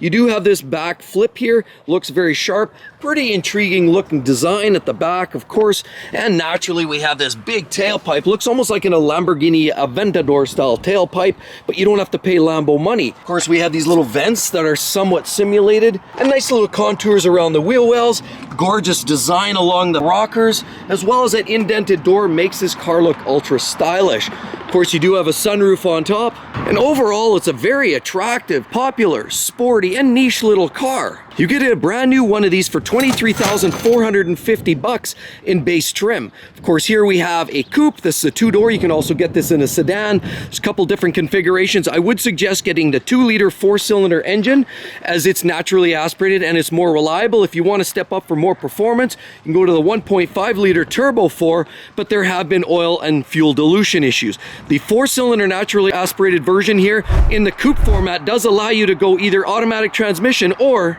you can get a 6-speed manual with a 3rd pedal and roll your own gears for the sporting experience. In this setup, you can get 31 to 39 miles per gallon, so you don't have to spend a ton of money on fuel because fuel costs are so high today. You also get a lot of great features like Android Auto and Apple CarPlay, which makes your driving experience even that much more interesting. There's lots of great safety and technology buried in there, as well as automated emergency braking, as well as airbags to protect every happy little passenger within this vehicle. It's not a big shocker that Honda's had its mass reputation for reliability for many years, and for good reason. Honda takes a lot of pride in building quality engines, quality products that you can be proud of, and a lot of them, with the exception of the odd miss here or there, for the most part, these vehicles are ruthlessly reliable, should cost you next to nothing for maintenance, and of course you can drive it for 10 or 15 years, not even blink an eye. And the next one on this list is this beautiful little hot rod here. What is this? It's a Mazda, and it's a CX-3. Yeah, this is the all-wheel drive version. You can get the base model with this front-wheel drive. Yeah, it has great little dual exhaust tips on there. Beautiful little tail lights at LED. I love that overhang. This car looks very sporty. Of course, alloy wheels on this car. Beautiful little rocker panels down there. Give it a sharp look. Of course, look at the great little mirrors. Beautiful. No sunroof here, but that's okay. This is a transportation device. Of course, what we have here, projector headlamps, beautiful grille on this Mazda. Oops! And that's not from too much power, that was just an ooey. The interior is clearly a little bit dressed up and shooting way above its price point. Looks quite solid, well made, and some mix of great materials. And these are great vehicles under 25 grand. Yes, you can get this for $23,510 base price. Again, gives you front wheel drive as standard options. Of course, 2-liter 4-cylinder engine was in 22, then they moved up to a 2.5-liter naturally aspirated 4-cylinder engine that makes 191 horsepower. Of course, you could get a 6-speed manual gearbox or a 6-speed auto, whatever floats your boat. You also get anywhere from 28 up to 37 miles per gallon, city versus highway, so it's very frugal on fuel. Small, and if you need a little more size, absolutely you may have to step up to the next vehicle, but this does meet the intent for many folks looking for the sporty look, fuel economy, low cost of maintenance, long lifespan, as well as some versatility, which you can find in this small trunk space. The next one on my list is what we have right here. Now, this is the older generation. Take note, what I'm referring to is this model, but in the brand new generation. But this has clearly always been a very popular choice. Mazda, of course, it's a little hot rod. Of course, you got great little headlights that pop out. It looks like a smiling face right there. Naturally simplistic type mirrors, alloy wheels, sunroof, so it's almost luxurious. Yes, you got this great little sporty overhang here because this is the hatchback version of the Mazda 3, like we see right there, the 2.5. Now, of course, this one here, 1 pipe and 2 pipes, as you notice, so it has a sporty stance to it. Yeah, you have the flared hips here, nice little simple handles that don't break, and a great interior that's also hitting above its weight class. Now, as I mentioned, this is the old variation, but the brand new model for 2023 starts around $23,000. The older version had a base engine of a 2-liter 4-cylinder, made 153 horsepower, but the current generation now is a 2.5-liter 4-cylinder naturally aspirated, makes 191 horsepower. You can also get a 6-speed auto or a 6-speed manual gearbox, which is hugely important because there's not too many cars anymore that you can get a manual in. So this clearly satisfies some of the driving enthusiast type of vehicle. Obviously, Mazda has that driver in mind. Yeah, you get 4-wheel disc brakes, roadside assistance, you get dual airbags across the sides, as well as lane keep assist. So much technology wrapped up in these modern day Mazda 3s. Of course, it also gets great fuel economy too. Just sipping on the fuel, getting about 26 to 35 miles per gallon, depending if you're driving a city or the highway, makes it easy to live with. You're not stopping at every gas station. Get maximum fuel economy, maximum reliability, fun to drive, and the value is high and the cost is low. The Mazda 3 in 2023 is clearly one you want to get your hands on. Now, the next one on the list is this hot rod right here, and I have to say, this is the biggest bang for buck, the best value that you can find for about 25 grand. Yeah, I'm stretching it a little bit. This one goes for base price of about $25,395 or thereabouts, plus fees and taxes. But basically for around 25 grand, you can get what is the biggest bang, as I said, for your buck. But let's talk about some of the specifications, some of the benefits you get from this vehicle. Of course, this here obviously is a bigger brother Toyota Camry. Yes, it is. In fact, these are great. Yeah, they have the big bulky front ends, they're wide, they're large, they feel very spacious inside. Yes, you have enough capacity for 2 in the front, 3 in the back, large trunk space, and a stylish looking vehicle that's second to none. This is similar to the Toyota Avalon or even the Lexus ES. That big grille, not everybody loves, but there it is. You got these fake looking vents, but you got wonderful looking headlights there. This is the sport variant. Of course, you can tell by the grille because the luxury variations, actually have more of that horizontal slot, but this is the S version, and where it starts, a gorgeous looking vehicle. Yes, you have these beautiful wheels, they're laser cut. Wonderful mirrors, of course, slight LED on there, and you do get a sunroof. So it's borderline luxury vehicle here. Yeah, you have nice trim, chrome around the rim, beautiful little wing on the back, little vents right there, more little detail on the back, on the bottom diffuser right here. Of course, you got a set of dual pipes on there. This is the SE model. This has its share of technology and safety features abound. On top of that, this car at the base format like this gets a front wheel drive drivetrain, naturally aspirated 2.5 liter 4-cylinder under that hood, and it's clapped up to an 8-speed automatic transmission, which is very reliable. And given the trend for a lot of manufacturers to start putting in those slushy elastic band type transmissions called the CVT, this is a breath of fresh air, of course, getting a good old-fashioned torque converter transmission. It does happen to make 203 horsepower, puts it well above the rest on my list, and clearly is mass value. But there's a lot of safety features and other tech that goes with this. For example, you get lane keep assist, dual airbags in the rear. We talk all the plugins that you can ask for. You get the Android Auto as well as the Apple CarPlay, USB plugins, pre-collision warning system, and so much more tucked under that skin. Also in this base format, you can get anywhere from 28 in the city to 39 miles per gallon on the highway. Makes it an absolute easy car to live with for the long haul. You'll get 500,000 miles on this with minimal muss and no fuss, and probably never have to do any major repairs. Another surefire winner under 25 grand that's guaranteed to run forever is this little car right here. Yeah, it's not necessarily the sportiest offering, but if you want to get a lot of miles and not have to pay any money out of your pocket for unexpected repairs, this is a great solution. Yeah, this is a Toyota product, as you can see. It's a great little, attractive little offering. They do have these beautiful little headlights, quite contemporary looking. Yes, the base model here does come with hubcaps. You don't even get aluminum wheels, but that's why it's so cost effective. Beautiful tuck-away mirrors, look a little detail there. Yeah, you don't get sunroof. This is a no-frills driving experience. But right down there you have great little taillights. Of course, a stylish little design theme with the rocker panels. And an interior that is somewhat meager and mild, but it's functional and it's attractive and it'll wear well. If you look, you do get nice metallic paint here, multi-stage, so it doesn't just look like a brick. Yes, this is the LE, which is the second from the bottom, and it's a Toyota Corolla as we look right here. Yes, these cars start around $21,550 for the L version, and new for 2023, they've upped the engine capacity. They've now gone up to a 2-liter naturally aspirated drivetrain that makes 169 horsepower, and all those ruthless pounding horses are driven to the front wheels only. Unfortunately, the manual gearbox is gone for this year, and all you can get is that elastic band CVT transmission. Fuel economy at up to 41 miles per gallon ensures that you're not going to pour a whole lot of money out the chute on this car. And it's chock full of airbags, other technology to keep you safe. For example,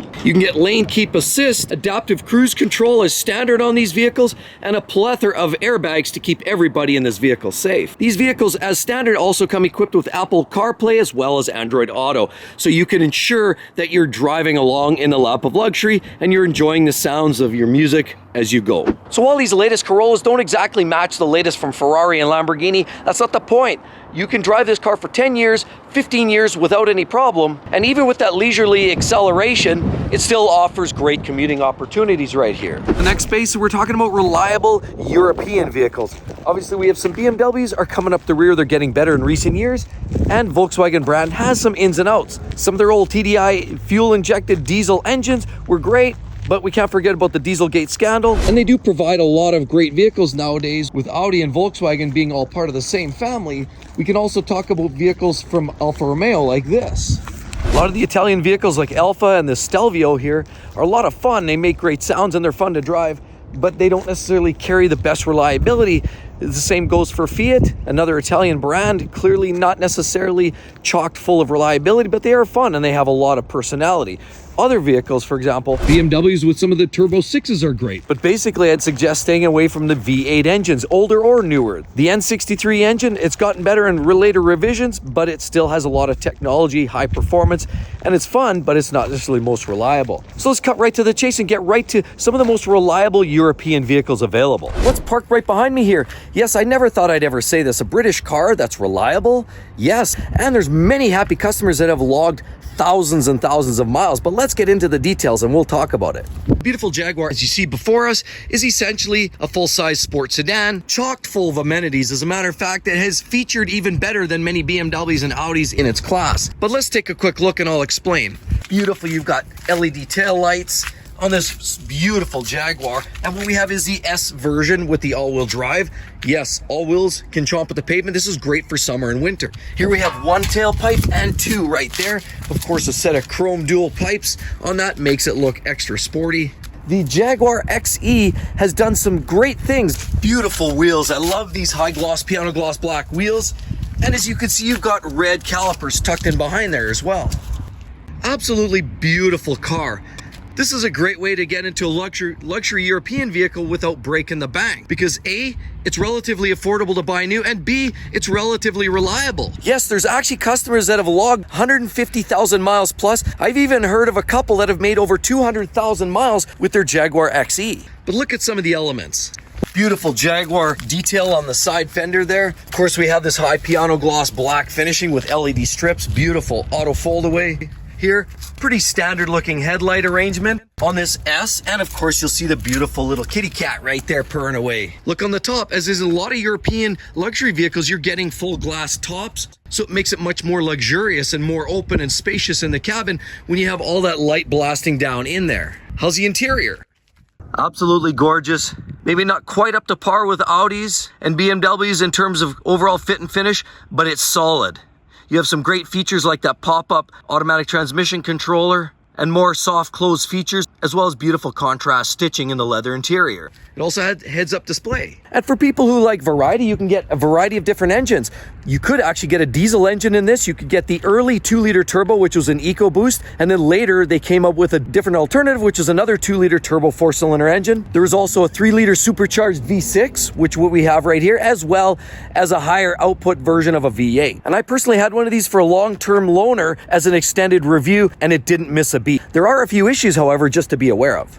The infotainment system in there is virtually junk, and it's slow, lurchy, and it's clearly not up to modern day standards. There was also a few issues with fuel leaks because of the soft hose that goes to the fuel filter. Get that sorted out and you're good to go.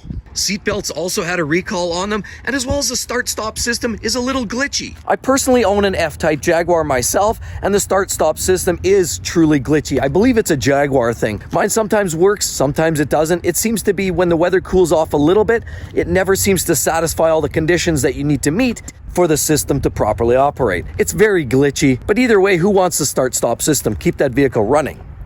There's also issues with defrosting, and sometimes the windows get misted up a little easier than they possibly should. But get around some of these oddities and obscurities. What you can have here is something that's different, unique. Of course, you've got vendors all over in every major city that can support the servicing of these vehicles. And this is a great way to get into a luxury Euro vehicle that's both reliable, dependable, and can get you a lot of miles. There's no way we're getting through a list like this without mentioning a car like that. And we're talking about one of my all-time favorites, and it's the Porsche 911. What we have here is a GTS Targa, and Porsche has been classic for creating all these subversions on versions. You have Carreras, Carrera S's, Turbos, GTS's, GT3s, and the list goes on. Suffice it to say, even the cheapest, lowest cost of entry, lowest power output car is still going to be a phenomenal machine to drive. Doesn't matter if you're buying a base Carrera or you're buying the new Turbo S. They're all great. And they're all quite reliable. And it's Porsche's not just takes attention to the details on performance, they also come from a racing heritage, so they know that under extreme conditions means that parts have to hold up under those conditions. A lot of the other manufacturers don't build their cars to those levels of tolerance, but Porsche does. Let's take a quick look first. I've always liked the Porsche 911 just because they've kept it standard, they've kept it real. You look down all these older Porsches and they all kind of look the same. But here, if there's one thing that's pretty consistent, it's the beautiful headlights you'll find on the 911. And of course, you've got that chin spoiler that is just enough to give you a sharp, moves the air just nicely, and is a very aggressive and appealing look. Beautiful wheels. How about those massive calipers that are tucked under behind those wheels? And as I mentioned, we have the GTS, which of course here we have some beautiful flaring along the sides. And as you notice, you've got this wing that pops up and does its magic. Down at the back, we have a set of twin tailpipes and a little extra detail tucked in behind there for a little extra aero. Newer style handles on these 911s. And even the mirrors don't lack in extra detail. There's very little of low quality on these cars, and there's a substantial reason why these cars cost a significant amount of money. What are the interiors like on these? Well, let's look. Absolutely gorgeous, and they've really tried to keep things consistent from year on year, and it's absolutely stunning. Everything's ergonomically perfect. The quality is second to none. And one thing that's consistent is the engine has always been in the back, the transmission as well, and rear wheels have been predominantly the drive. To get into a base 911 of the current generation, 379 horsepower is what you're looking at. The S gets you up to 443 horsepower, and this GTS gets you all the way up to 473 horsepower. You don't think that's adequate? Porsche always finds ways to put down way more power effectively than most other brands. Many other manufacturers need at least 30, 40, 50% more power just to hold its own with the Porsche 911. These are spectacular. This is a 3-liter twin turbo, by the way, but it's not called a turbo car either way. And it's all pushed through an 8-speed dual clutch, what they call a PDK transmission in the Porsche world. Yeah, you can upgrade to a manual 6-speed and row your own gears, but that's going to cost you a little extra because you have to ante up to the S or the GTS like we see right here. And the next one is what's parked behind us here. And I know BMW's had some struggles along the way, and there have been many efforts to try to improve on durability and reliability. But if I can actually overextend and talk about this specific model with this specific engine, you can actually get a car that may last a significant amount of time, and it's relatively reliable. Let's take a look. What we have here is a beautiful 3 Series BMW. Take a look. Got M badging, beautiful high gloss wheels, LED headlights, and you'll notice that grille. Because it's crosshatch, that means it's got a 6-cylinder engine. Of course, down there you have a very aggressive front spoiler. And look at the rocker panel. It's definitely full of contours and design. Of course, at the back here, you've got an add-on. This has some performance M parts. We have a carbon fiber wing right there. Absolutely beautiful piece right on there. And down there, you'll notice we have 2 exhaust tips. Beautiful. Oversized like that. Gorgeous. Lots of little vents on the rear. And this is the M340. Also equipped with the X-Drive. So it means it's all-wheel drive. Driving all 4 of these wheels, great for summer or winter. Of course, we have a sunroof on top. Not oversized, but a little bigger than most Lexus and Toyota type vehicles or Acura. We have soft touch there.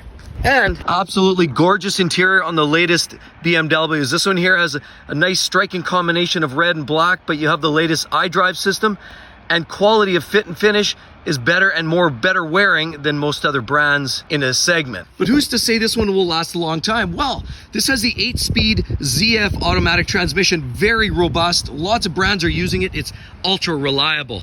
Quick shifting, it knows the driver's response, so it's fun and it's very durable. It takes a beating and keeps on ticking. But more importantly, we're driving this is a 3 Series. You can get a 4-cylinder, the B48. You can get the B58, which is the 6-cylinder that you see in here. And you can also get the M variations of this particular car. This is the one you want. It's the B58. It's the 3-liter turbocharged 6-cylinder engine tucked under that hood. Now, what makes it so good? The original N54 was their twin turbocharged 6-cylinder. That was brutal. I had one in my 335i, and I learned the hard way from fuel injector issues, high pressure fuel pumps, leaks from radiators and thermostats and water pumps. It was a disaster. Then came the single turbocharged engine after that, and now we have the B58, which is the latest and greatest, and they've done lots to make this much more reliable. We have heat encapsulation, so the swings between high and cold are less involved. You've got improved engine structural rigidity, you've got better fuel injection components, and they've even revised some of the gasketing and design around the oil filter housing to hopefully reduce the amount of leaks that you get on the front end of the engine as well. There's been lots of improvements throughout, tweaks and tunes to make this engine what it is today, both high performing as well as more durable than anything before it in terms of 6-cylinder engines. And because the 3 Series and 2 Series cars are a little bit more simple, I would suggest these are the cars of choice with the B58, that's the turbo Turbo 6 because they're both simpler and more reliable. And my next favorite luxury car that you can find from Europe is what's parked right behind me here. It's a great car. It's not super expensive. It's not the most technical version of Audi because we're talking about the 4-ring car right behind me here, but it has lots of amenities. And personally, what attracts me to this car is the styling. I think Audi creates a lot of cars that are very bland and vanilla yogurt. This car here adds a lot of touches to me in terms of a styling perspective that take the standard car and bump it up. For example, an A4 is a little basic looking to me. Here, the A5 just steps up all these styling elements threefold. So right here, we're looking at the Audi A5. The beautiful Audi headlights, as you would always expect. Right here, we've got the S-Line version. And if you look, I love that flare up at the front. It kind of flares upwards. It's beautiful. Of course, we have soft touch handles front and back. Of course, here as well, the S-Line, you'll notice we have this great little wing on the back. This high piano gloss black wing up top, and it's a Quattro as that standard feature for the A5. Of course, down here we have all that piano gloss black finishing there, and as well we have the dual exhaust tips. Look in there. And then of course, beautiful wheels as you would expect by Audi. Look at all the detail and accent along the side of the car. I love the overall themes. Of course, down here we have a lot more detail to give it a little texturing, and I love that high piano gloss black finishing on that front grille. It's a large grille. What about on top of these cars? It's like I said, most of the European cars are coming up with these larger sunroofs, which allow a lot more sunlight into the cabin for all the happy passengers riding along. Versus a lot of the Japanese cars, for example, like Lexus and Acura, have a much smaller sunroof, almost like what you're seeing in the 3 Series BMW, but this is much, much nicer. Even detail right there, that's piano gloss black. What about the interior? No doubt in my mind, Audi has some of the nicest interior finishing in the business. Contrast stitching, nice soft touch plastics, brushed aluminum, and tactile controls. They're practical both summer, winter, and throughout many other poor driving conditions, but this does come standard with a beautiful 7-speed automatic transmission and a 2-liter turbo 4-cylinder engine wrapped under that hood in 2 different states of tune. You can get the 2-liter 4-cylinder turbo, makes 201 horsepower, or you can get the upgrade, which is 260 horsepower, which is probably the way you want to go. A little extra grunt. And realistically, most of its competitors from both BMW in the B48 makes 255 horsepower. The Alfa Romeo makes like 270 horsepower. You really do pretty much need to get the step-up engine drivetrain in this just to be somewhat competitive. But otherwise, it's a thing of beauty, the Quattro all-wheel drive system, and the very simplicity that makes this thing great. There are a few problems. Just take a note. Not a lot, but it's mostly electrical. One is the infotainment system sometimes glitches out, hangs up. That has been a common complaint. I also have a friend that has the passenger airbag sensor within the seat. That has been a glitchy problem, as well as some of the automated stop system actually engages at a very unfortunate time, causing potentially a hazardous condition. That has been an issue. Start stop as well, problematic. So there realistically have been a few electronic bugs in these cars. Get around that. The drivetrains have been pretty stout, and Audi has come a long ways from some of the cars, but 15 years ago. And with all of that said, be sure to check out right there 2024's least reliable vehicles. You're definitely going to want to check that out so you can avoid some of those plums. Hope to see each and every one in the next one. We'll see you real soon. Bye-bye.